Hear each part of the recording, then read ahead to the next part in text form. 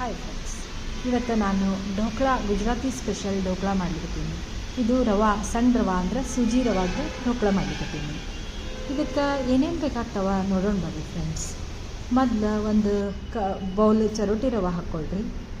ಆಮೇಲೆ ಮತ್ತೆ ಸ್ವಲ್ಪ ಅದಕ್ಕೆ ಹುಳಿ ಮೊಸರು, ಅದೇ ಬೌಲ್ನಿಂದನೇ ಯಾವ ಅಳತಿ ತೊಗೊಂಡಿರ್ತೀವಿ ಅದೇ ಅಳತಿಯಿಂದ ಒಂದು ಬೌಲ್ ಮೊಸರು ಹಾಕಿದೆ. ಆ ಮೊಸರನ್ನು ಹಾಕ್ಕೊಂಡು ಅದನ್ನು ಇಡ್ಲಿ ಹಿಟ್ಟಿನ ಹದಕ್ಕೆ ನಾವು ಕಲಿಸ್ಕೋಬೇಕು. ಮತ್ತು ನನಗೆ ಕಡಿಮೆ ಅನ್ನಿಸ್ಲಿಕ್ಕತ್ತದ. ಮತ್ತು ಒಂದು ಅರ್ಧ ಬೌಲ್ನಷ್ಟು ಸ್ವಲ್ಪ ನೀರು ಕೂಡ ಹಾಕ್ತೀನಿ. ಮತ್ತೊಂದು ಅರ್ಧ ಬೌಲ್ನಷ್ಟು ಚಿರೋಟಿ ರವೆಯನ್ನು ಹಾಕೋತೆ. ಸ್ವಲ್ಪ ಜಾಸ್ತಿ ಆದರೆ ಎಲ್ಲರಿಗೂ ಮನೆ ಮಂದಿಗೆಲ್ಲ ಆಗ್ತಾವಂತೆ ಸ್ವಲ್ಪ ಜಾಸ್ತಿ ಮಾಡ್ಲಿಕ್ಕತ್ತೀನಿ. 1.5 ಬೌಲ್ ಮಾಡಿದೆ. ಮತ್ತೊಂದು ಅರ್ಧ ಕಪ್ ಕರ್ಡನ್ನು ಆ್ಯಡ್ ಮಾಡ್ಕೊಂಡೇನೆ. ಹಾಕಿ ಚೆನ್ನಾಗಿ ಮಿಕ್ಸ್ ಕೊಡ್ರಿ ಫ್ರೆಂಡ್ಸ್. ಕೊಟ್ಟು ಆ ಬ್ಯಾಟರನ್ನು ಚೆನ್ನಾಗಿ ತಿರುವಿ ಒಂದು 15 ನಿಮಿಷ ಬದಿಗೆ ತೆಗೆದಿಡಬೇಕು. ಆಮೇಲೆ ಏನು ಮಾಡಬೇಕಂತಂದ್ರೆ ಸ್ವಲ್ಪ ಉಪ್ಪು ಮತ್ತು ಸಕ್ಕರೆ, ಒಂದು ಚಮಚ ಉಪ್ಪು ಒಂದು ಚಮಚ ಸಕ್ಕರೆದು ನೀರೊಳಗೆ ಹಾಕಿ ಗೋಲ್ ಮಾಡಿಬಿಟ್ಟು ಅದನ್ನು ಮಿಕ್ಸ್ ಮಾಡ್ಕೊಳ್ಬೇಕು. ಅದನ್ನು ಸ್ಟಿರ್ ಮಾಡಿಕೊಂಡು ನಾವು ಅದರ ಸಕ್ಕರೆ ಇದರೊಳಗೆ ಕರಿಗೋ ಥರ ಸ್ವಲ್ಪ ತಿರುವಿ ಅದರದ್ದು ಮಿಶ್ರಣವನ್ನು ಕೂಡ ನಾವು ಈ ಬ್ಯಾಟರಿಗೆ ಸೇರಿಸ್ಕೋಬೇಕು.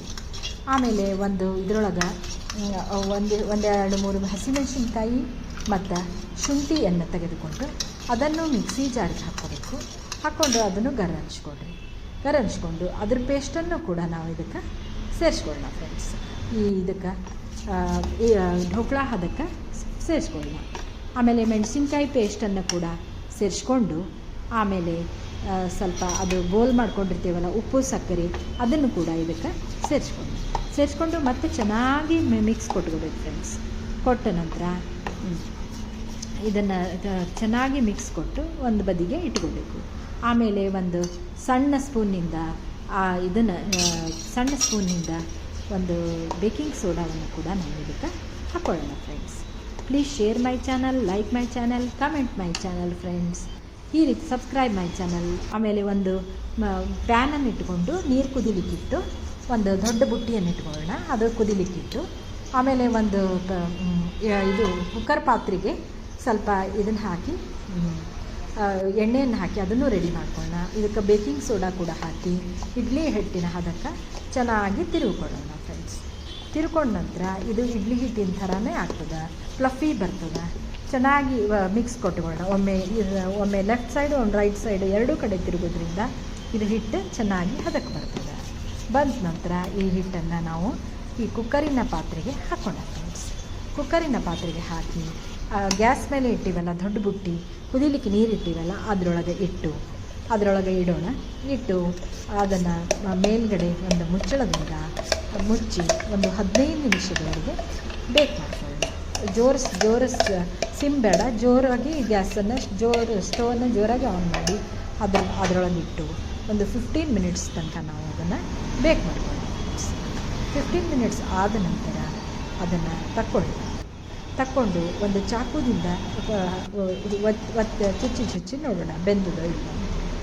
ಈ ರೀತಿ ಬೆಂದ ನಂತರ ನಾವು ಗ್ಯಾಸ್ ಸ್ಟೋವನ್ನು ಆ ಕುಕ್ಕರಿನ ಡಬ್ಬಿಯನ್ನು ಕೆಳಗೆ ತಕ್ಕೊಂಡು ಗ್ಯಾಸ್ ಸ್ಟೋವನ್ನು ಕೂಡ ಆಫ್ ಮಾಡ್ಕೊಳ್ಳೋಣ.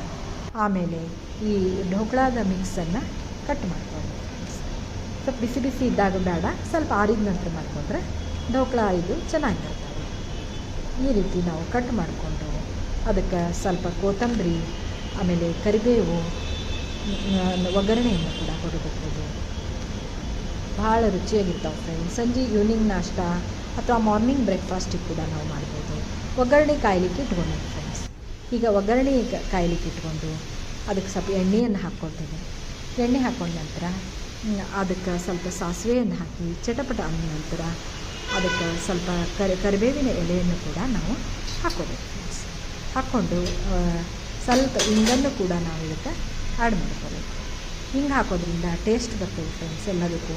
ಆದ್ದರಿಂದ ಇಂಗನ್ನು ಕೂಡ ಹಾಕಿ ಚಟಪಟ ಅಂದ ನಂತರ ಅದೆಲ್ಲ ಚಟ್ ಅಂತ ಸಿಡಿದ ನಂತರ ಗ್ಯಾಸ್ ಸ್ಟೋವನ್ನು ನಾವು ಆಫ್ ಮಾಡ್ಕೊಳ್ಳೋಣ.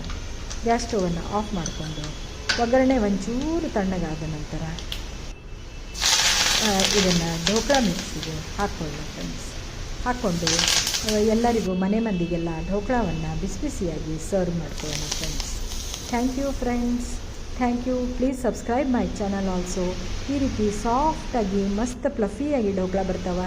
ಚಟ್ನಿ ಜೊತೆನೂ ಸರ್ವ್ ಮಾಡ್ಬೋದು. ಚಟ್ನಿ ಇಲ್ಲದೇನೂ ಕೂಡ ಸಾಸ್ ಜೊತೆ ಕೂಡ ನೀವು ತಿನ್ಬೋದು. ಮಕ್ಕಳಿಗೆ ಕೂಡ ತುಂಬ ಇಷ್ಟ ಫ್ರೆಂಡ್ಸ್. Thank you friends.